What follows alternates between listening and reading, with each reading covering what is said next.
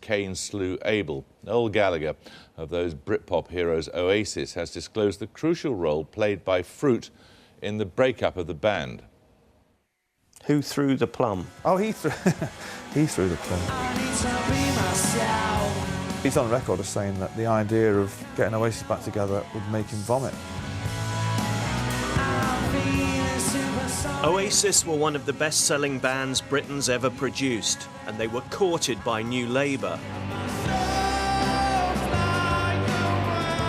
But the Gallagher brothers were also known for off-the-field tensions, only equalled in modern times by the players of their beloved Manchester City.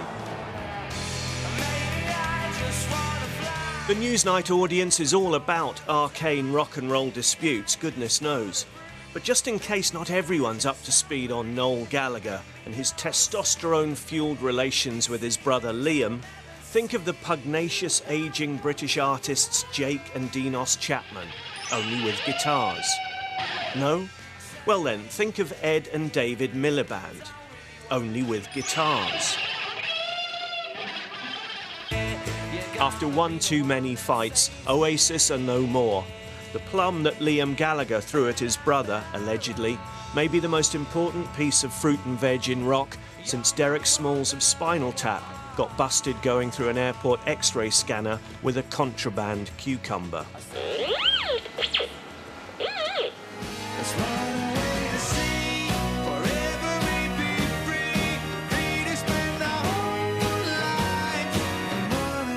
Noel Gallagher is now front and centre as the singer-songwriter of his new outfit, the High Flying Birds. Is it right that Radio 1 aren't playing you? Yeah. It's because I'm 44. I understand all that. I've had my go at Radio 1, do you know what I mean? I'm cool with that. But I'm not expecting any favours off anybody, you know. But apparently it is a policy. Most of their DJs are older than you. Moylesy must be pushing 50. Are we going to get much of a sugar rush from a sausage baguette? I don't think he's that old. No. I think he's actually younger than me. But I don't really have a problem with it, do you know what I mean? Because with the internet has really made radio obsolete in a way. Noel, what do you think of the coalition government? When the election came around, I don't recall there being a coalition government on the bill where you went to vote. So I'm a bit offended by it, to be honest, because really, if they were going to form a coalition government, they should have had a re-election and see how many people voted for a coalition government. Nobody voted for this, you know, Conservative, Liberal, Democrat nonsense that's going on. But really, running up to the last election, I wasn't, on the night of it, I wasn't going to vote until my wife said, well, you've got to vote, you know. And I've got to say, it's the first time I've picked the most ludicrous thing on the list, because... Who was that? I think some guy was standing as a pirate. Everybody was going to dress as a pirate. And there's nothing cooler than a pirate. I mean, Keith Richards is a pirate. Johnny Depp. What's cooler than that? But the Labour Party have managed to prove themselves to be just as sleazy and horrible as we all know the Conservatives are. There's nothing left to vote for anymore. Now, what about the riots this summer? Yeah. Including in Manchester. I was a bit embarrassed because I was doing promo after this, and everybody around Europe was asking the same question about the riots, and you're just like, well, what about it? It's like it's hardly the French Revolution, was it? It's like, you know, it wasn't politically motivated.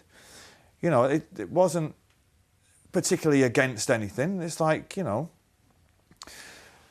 what do they want? Leisure wear. When do we want it? Now, you know what I mean? It was all for tellies and all that. But the most embarrassing thing was, it's like, there was a guy on one of the news channels, he goes live to a gang of lads in Manchester, or one of them's wearing a mask and sunglasses, and he's got a bottle of whiskey in his hand.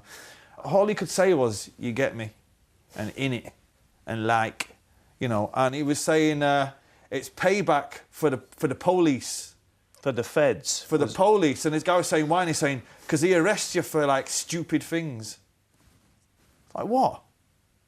Like what? For dressing like a mushroom? What? What do you mean they arrest you for stupid things? It's not Fawlty Towers.